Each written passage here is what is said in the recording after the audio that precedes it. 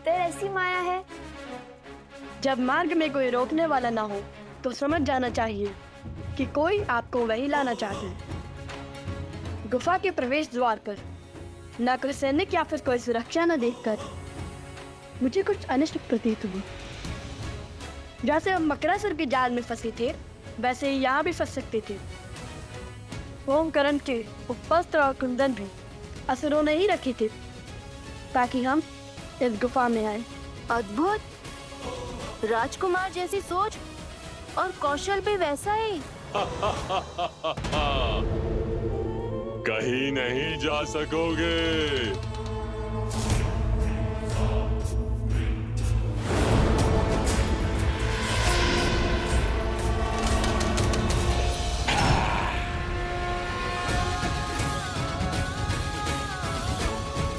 राम नाम के समक्ष कोई असुर शक्ति टिक नहीं सकती।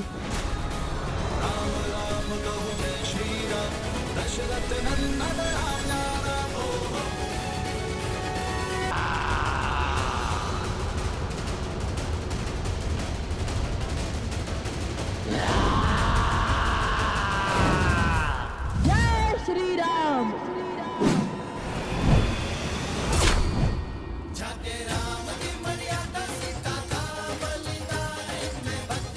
अद्भुत भैया।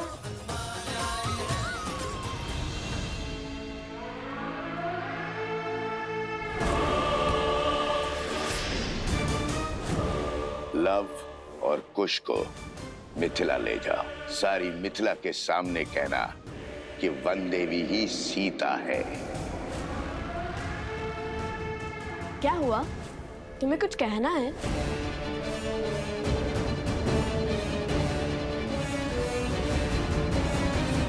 नहीं, तब चलो शीघ्र, अत्यंत भूख लगी है। चलो।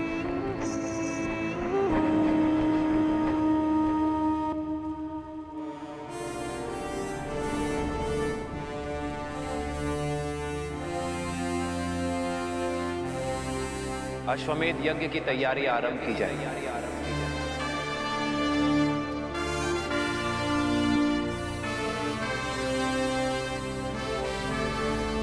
मैं अपनी पत्नी के साथ ही यज्ञ में बैठूंगा।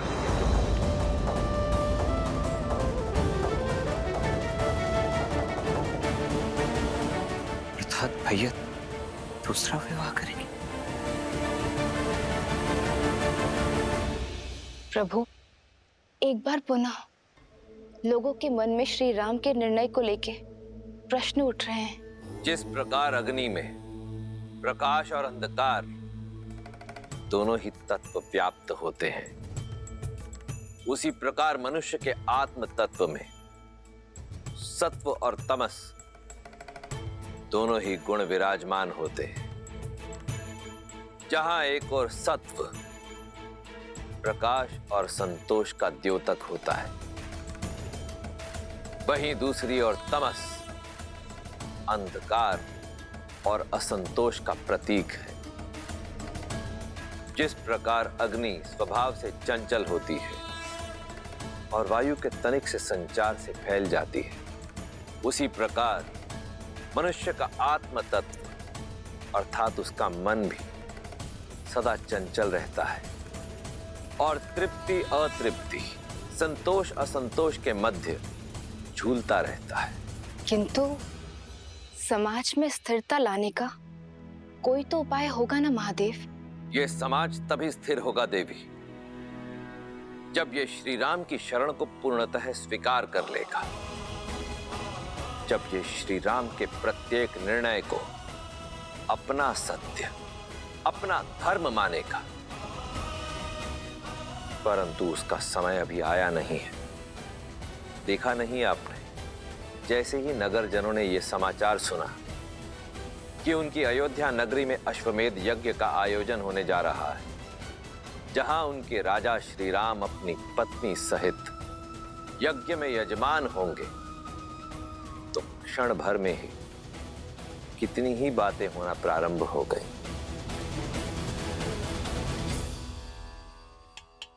क्या कह रहे हो? जैसे इस मटके की टंकार कहती है कि ये खरा है, वैसे ही मेरी बात भी 100% सत्य है। महाराज राम ने भरी सभा में घोषित किया है वो यज्ञ में अपनी पत्नी के साथ बैठेंगे। आप सही कह रहे हैं। लगता है राजकुमारों ने महाराज को दूसरी विवाह के लिए मना लिया है। वैसे उचित ही हुआ है।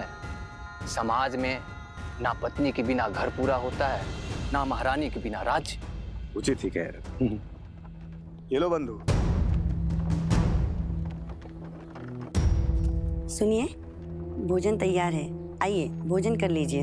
अरे भाग्यवान, भोजन छोड़ो, पेट तो हमारा बातों से ही भर गया। तुम नहीं जानती, समस्त नागरिकों में चर्चा है महाराज श्री राम दूसरा विवाह करने जा रहे हैं। क्या? फिर से कहो। हाँ, अपने कानों से सुनकर आई हूँ। महाराज राम विवाह करने वाले हैं और सुना है विवाह मत्स्य देश की राजकुमारी से करने वाले हैं। मत्स्य देश की राजकुमारी? ये तो बड़ा अशुभ समाचार है। यदि विवाह हुआ तो महारानी सीता का अपमान होगा। वही तो। कैसा अपमान? सुना है महारानी सीता इतने वर्षों से मिथिला में रह रही हैं। और तो और अश्वमेध यज्ञ का निमंत्रण देने के लिए महाराज स्वयं मिथिला जा रहे हैं। मुझे तो लगता है महारानी का त्याग और वनवास दोनों मिथ्या है, मिथ्या। प्रजा को भ्रमित किया जा रहा है।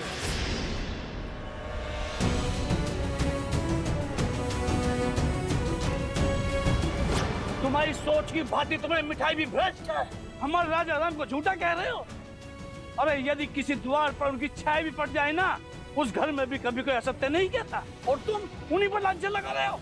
बहिष्कार करो, बहिष्कार करो, बहिष्कार करो, बहिष्कार करो। बहिष्कार करने से पहले इसको इसके पापों का पुरस्कार तो मिलना चाहिए।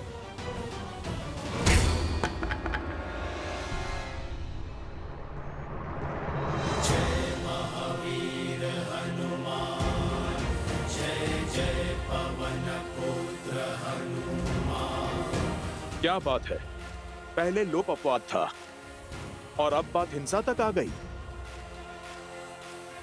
बस करो, वाद विवाद ठीक है, किंतु राम राज में हिंसा के लिए कोई स्थान नहीं है। फिर चाहे वो प्रभु श्री राम के समर्थक ही क्यों ना हो। प्रभु का पथ तो न्याय और धर्म का है। तो ये कारण है संकट मोचन हनुमान के मुख पर संकट के भाव का। प्रभु, मैं जानता हूं कि आपने मुझे वेश बदलकर प्रजा के बीच इसलिए भेजा ताकि समाज में हो रही हर एक बात बिना किसी आवरण के आप तक पहुंचे प्रभु। परंतु प्रभु, किंतु तुम ये काज पुनः नहीं करना चाहते।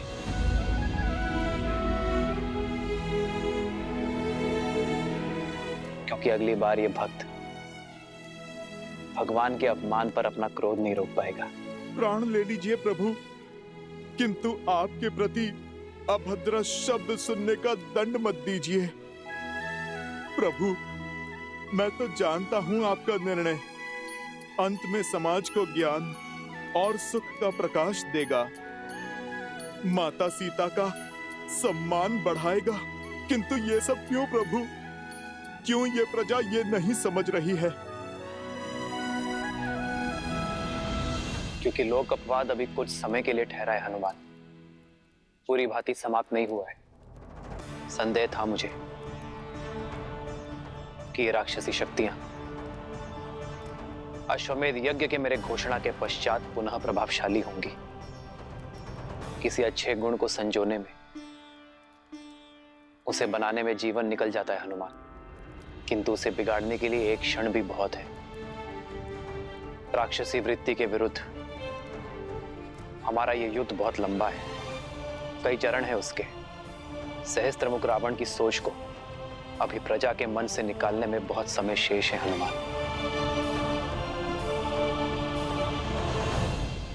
बहुत शुभ समाचार लाए हो भानासुर। अश्वमेध यज्ञ में राम का अपनी पत्नी के साथ बैठने की सूचना का उपयोग हम उसके विरुद्ध करेंगे। लोक अपवाद की जो अग्नि बुझ गई थी उसे फिर भड़काएंगे। तुम जो कर रहे हो करते रहो।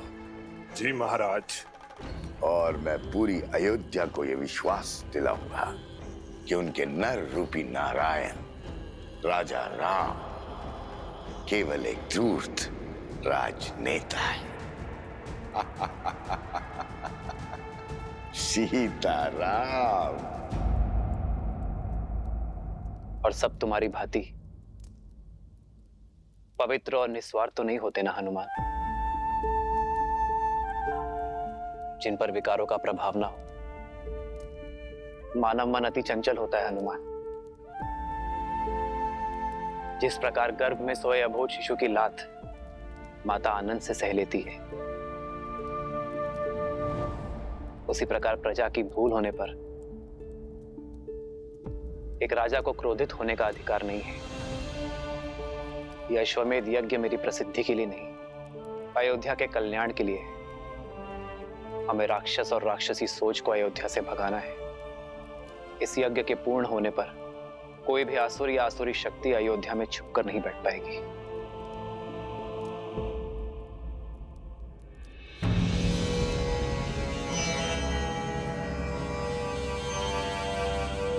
प्रणाम संत श्री। अरे बाबा आ गए। साधु बाबा की, साधु बाबा की।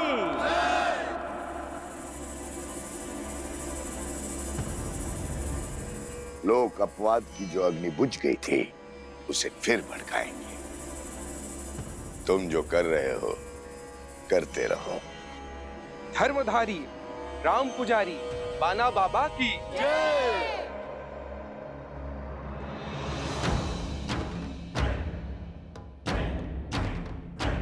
मैं अपने तपोबल से ये समझ चुका हूं, महाराज राम जिस मर्यादा जिस धर्म की बात करते हैं वही सत्य है।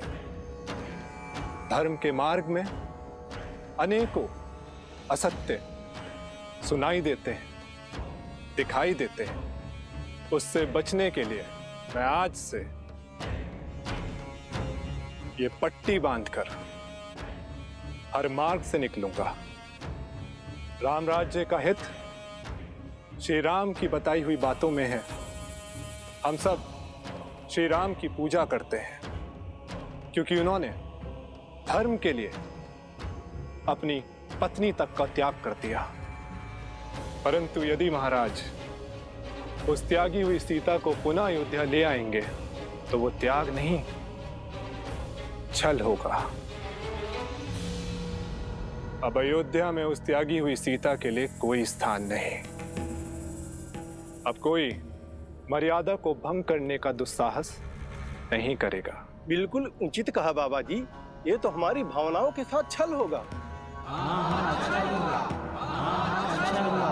रामधारी राम पुजारी बाबा की जय। रामधारी राम पुजारी बाबा की जय। रामधारी राम पुजारी बाबा की जय। आइए सब बाबा का आशीर्वाद लीजिए।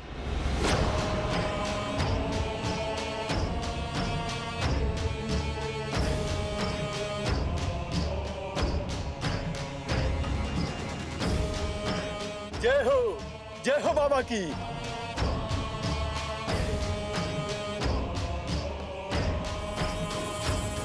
जय हो बाबा जी की, जय हो बाबा जी की। बाबा की जय हो, बाबा की जय हो, जय हो बाबा की। अब आगे क्या करना है महाराज? अब संध्या को भेष बदलकर अयोध्या में किसी और को समझाएंगे कि केवल सीता ही अयोध्या की महारानी हो सकती है और कोई नहीं। और यदि यही सत्य निकला तो महाराज ने अपनी महारानी के साथ ही यज्ञ में बैठने की घोषणा की है। सत्य कहा, परंतु एक सत्य ये भी है कि त्यागी हुई स्त्री कभी महारानी नहीं बन सकती। और जब दो सत्य टकराएंगे तब होगा।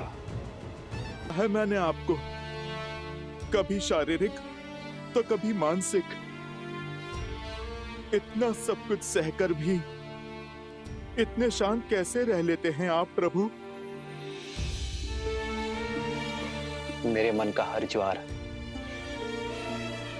सीता के वचन का विश्वास शांत करता है हनुमान।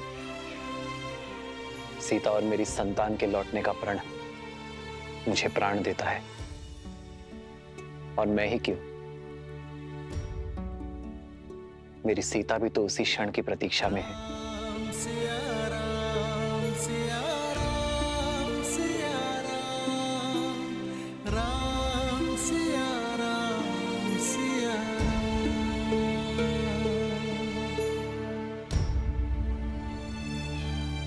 चिंता ना करें वन देवी, लवकुश आते ही होंगे।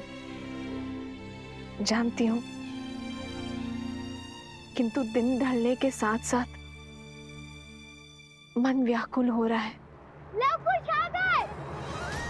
लवकुश आ गए! लवकुश आ गए! लवकुश आ गए! लवकुश आ गए!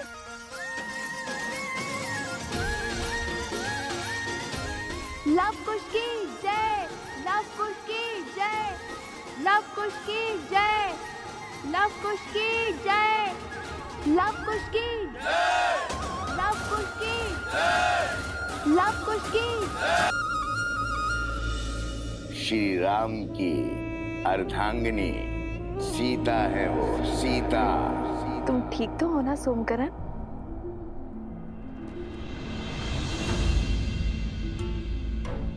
ये क्या कर रहे हो सोमकरण? उठो। ऐसे प्रणाम केवल गुरुजनों को किया जाता है। मैं वो आपको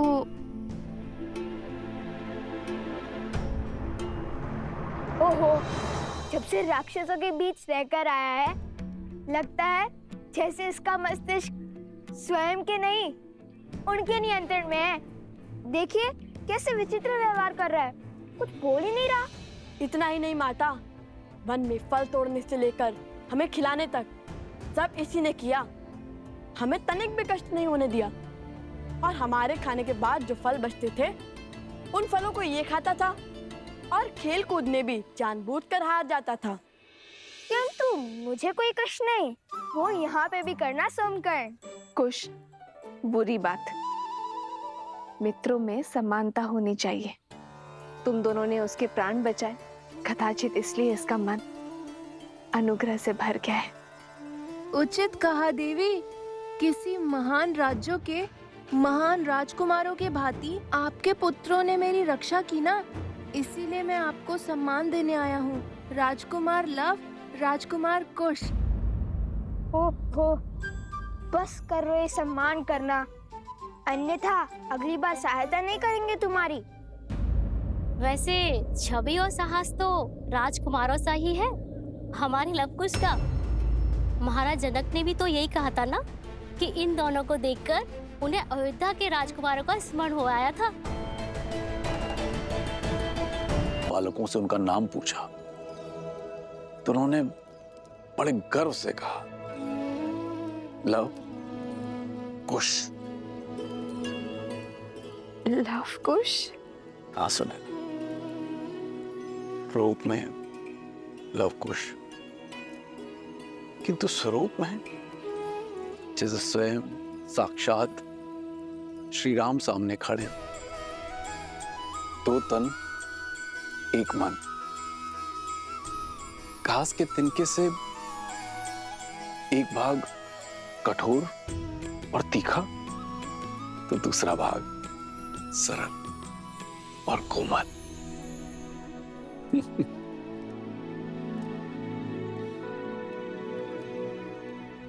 जानता हूं इस कथा को सुनकर तुम अत्यंत व्याकुल हो रही है, किंतु बताना भी आवश्यक है, क्योंकि उन वीर बालकों को देखकर मुझे अयोध्या के राजकुमारों का स्मरण आया। और मुख, क्या उनके मुख पर आपको सीता के मुख की आभा नहीं दिखी? और उसके माथे की रेखाएं भी नहीं दिखी आपको? मैं उनकी माता से मिला, किंतु वो सीता नहीं थी। और छवि, क्या आपको उनमें सीता की छवि भी नहीं दिखाई दी? 40 वर्षों से मैंने अपनी पुत्री सीता का मुख भी नहीं देखा। अब तो उसकी स्मृति भी विस्मृत होने लगी है। सुनैना, आप विश्राम कीजिए, आप अस्वस्थ हैं, क्या कर रही हैं आप? आप ले चलिए मुझे, मैं क्षण भर में अपनी सीता को पहचान लूंगी। आप ले चलिए मुझे, ले चलिए। तो क्या सीता का पिता इतना अभागा है कि उसकी पुत्री सीता सामने होती है और वो पहचान भी नहीं पाता? मैं वन देवी से मिला हूं। आप कहीं नहीं जाएंगे, आप विश्राम कीजिए, आप अस्वस्थ हैं। अस्वस्थ हूँ? जब से मेरी पुत्री चली गई है, मैं क्षण भर में उसे पहचान लेती। आप उन ऋषि कुमारों को खोजने के लिए 8 दिशाओं में अपने सैनिकों को भेज दीजिए। मैं उन्हें देखते ही उनके अस्तित्व का पता कर लूंगी। आप कुछ कीजिए ना।